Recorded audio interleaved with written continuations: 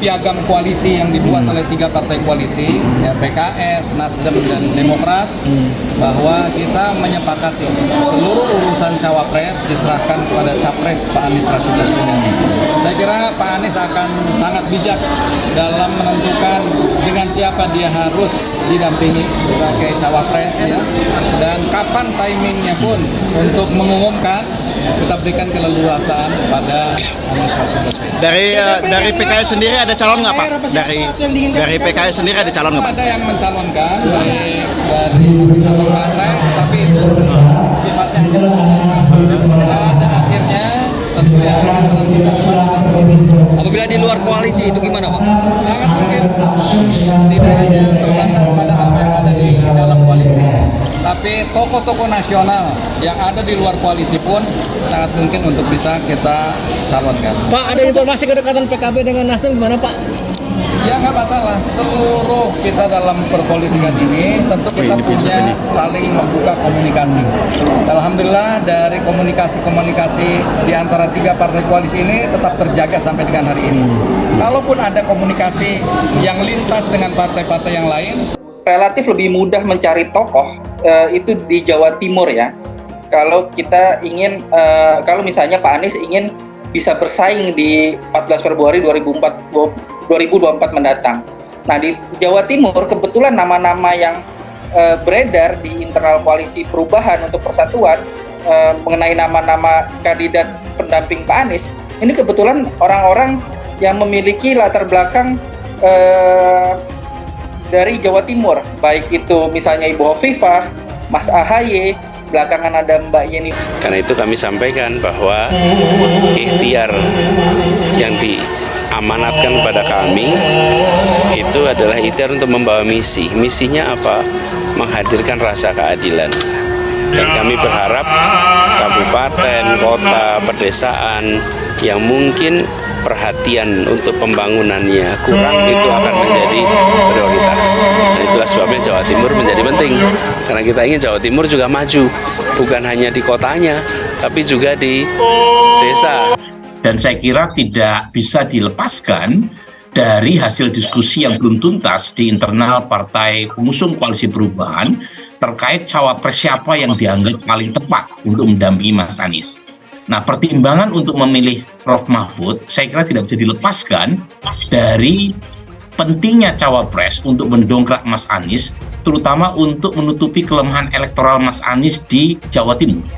Jadi Tisa, Jawa Timur ini ibarat Ohio-nya Indonesia. Siapa yang memenangkan Jawa Timur dalam konteks Pilpres 2024 itu akan sangat menentukan siapa yang menang secara nasional. Penentuan bakal calon presiden, wakil presiden itu menjadi batu uji gitu ya, terutama bagi koalisi-koalisi yang dibangun di atas kesepakatan bahwa jika saya bergabung, apakah koalisi lain, peserta lain akan lari atau tidak, dan kalau saya tidak mendapatkan apa-apa, haruskah saya bertahan di sini? Nah, itu akan batu ujian. Jadi menurut saya antara koalisi yang dibesut oleh Gerindra dan koalisi yang dihelat oleh Nasdem ya sama saja pada titik ini.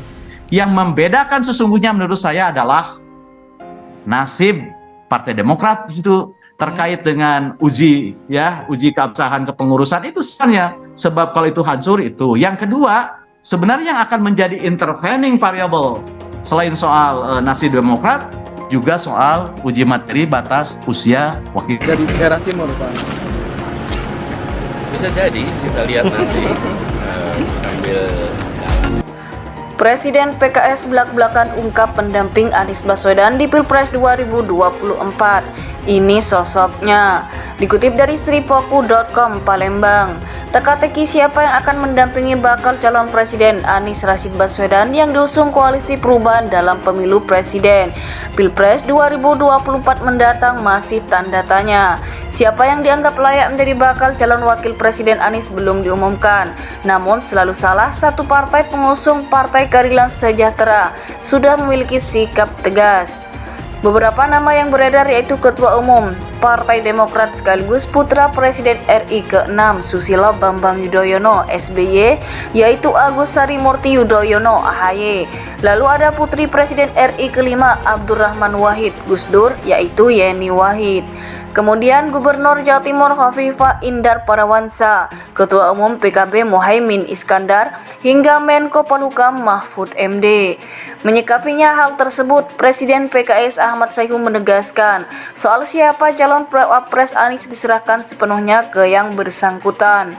Soal Cawapres, bagaimana di Piagam Koalisi bahwa antara PKS, Nasdem, dan Demokrat sepakat menyerahkan Cawapres itu kepada Pak Anies Rashid Baswedan, kata Ahmad Sayhu selepas memimpin apel siaga pemenangan PKS Sumsel di pemilu 2024 di pelayaran Benteng Kuto Besak BKB Minggu 13 Agustus 2023. Dengan adanya piagam bersama antar partai koalisi perubahan itu, PKS diungkapkan Ahmad Sayhu akan siap berjuang memenangkan Anies siapapun calon wapresnya nanti, termasuk sepenuhnya menyerahkan kapan waktu pengumuman wapres itu. Oleh karena itu, siapa sosok yang akan diambil oleh beliau, kita percayakan begitu juga kaitan dengan timing waktunya. Kita juga sangat memahami Anies Rashid Baswedan. Saya kira sudah bisa lebih bijak menentukan kapan akan declare tuntaskan oleh beliau, tandasnya. Sementara dalam memaksimalkan kemenangan Anies Rashid Baswedan di pemilu presiden 2024 ke depan, PKS Sumsel menggelar apel siaga pemenangan PKS Sumsel 2024 yang diselenggarakan di Benteng Kuto Besak BKB Palembang Minggu 13 Juni 2023. Sebanyak 2.500 orang lebih kader partai dan simpatisan memenuhi turap BKB dengan view jabatan Ampera. Lewat apel siaga pemenangan DPW PKS Sumsel ini, saya sangat mengapresiasinya. Kader dan simpatisan Anies Baswedan bersemangat menuju kemenangan PKS 2024, kata Ahmad Sayhu di hadapan ribuan orang kadernya. Ia menjelaskan, kemenangan PKS 15% kursi DPR RI merupakan agenda yang diamankan oleh Presiden PKS yang akan mengantarkan kemenangan calon presiden yang diusung oleh PKS, yakni Anies Baswedan. Kami sangat menaruh harapan bahwa Provinsi Sumatera Selatan ini menjadi lumbung suara PKS dan pemenangan PKS pada pemilu 2024, tegas dia.